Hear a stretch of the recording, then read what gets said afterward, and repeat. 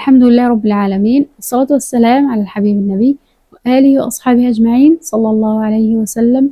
تتوالى البشريات والمبشرات وكأن الأرض والدنيا تتأهب وتستعد لحدث جلل بمشيئة الله.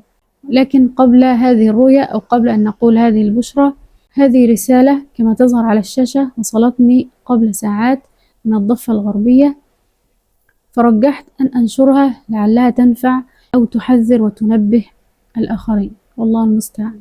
أولا نشكر صاحبة الرؤيا لأن كان لها الطلب أن أشارك وأنشر رؤيتها في فيديو، فجزاها الله خيرا. تقول أنها رأت هذه الرؤيا في نهاية عام 2022. رأيت كأني أطير وأحلق بهدوء وباستقامة فوق بيتنا في اليمن. هي تعيش في دولة أخرى لكن رأت الرؤيا في اليمن، وكأني سمعت صوت الرسول صلى الله عليه وسلم يخطب على المنبر ويقول: حديث الدجال ثم يلبس فيكم 40 يوم كسنة، ويوم كشهر، ويوم كجمعة، وباقي الأيام مثل أيامكم. تقول: لم تره ولم تر هيئته ولا وجهه صلى الله عليه وسلم، ولكن كانت تسمع صوته. الصوت قوي كأنه يتردد ويدوي في الأفق. وقع في نفسي أن المنبر يهتز من قوة الصوت، وكأن وجهه أحمر. لم يكن صراخ ولكن صوت قوي. وانتهت الرؤيا.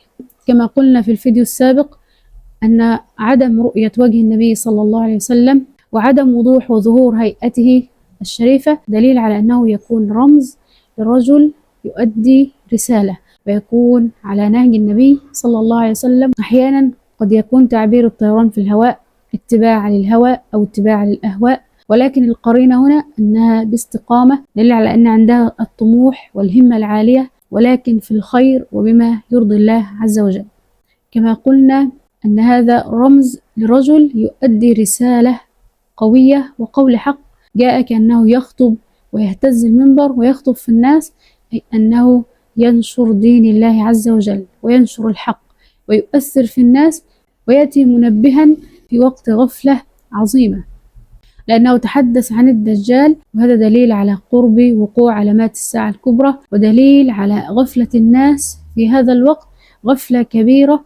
والتحذير المعنوي والمعنى المعنوي أيضا للدجال أنه تحذير للناس من غفلتهم من اتباع دجاجلة وجبابرة هذا العصر وهذا الزمان.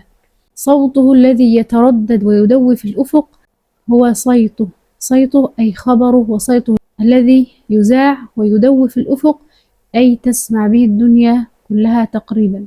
رأت الرؤيا على أرض اليمن. النبي صلى الله عليه وسلم دعا لليمن بالبركة، فقال صلى الله عليه وسلم: اللهم بارك لنا في شامنا وفي يمننا.